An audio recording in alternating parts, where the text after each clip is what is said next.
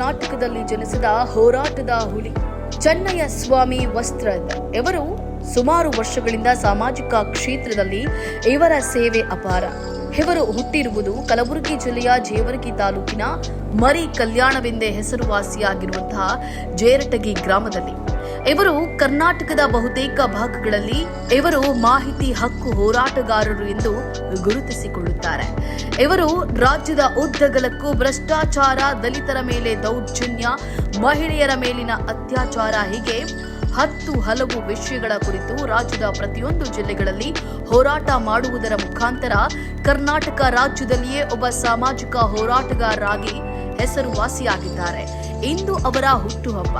ಸಮಸ್ತ ಕರುನಾಡಿನ ಜನರ ವತಿಯಿಂದ ಈ ಒಂದು ಮಹಾನ್ ವ್ಯಕ್ತಿತ್ವದ ವ್ಯಕ್ತಿಗೆ ಹುಟ್ಟುಹಬ್ಬದ ಹಾರ್ದಿಕ ಶುಭಾಶಯಗಳು.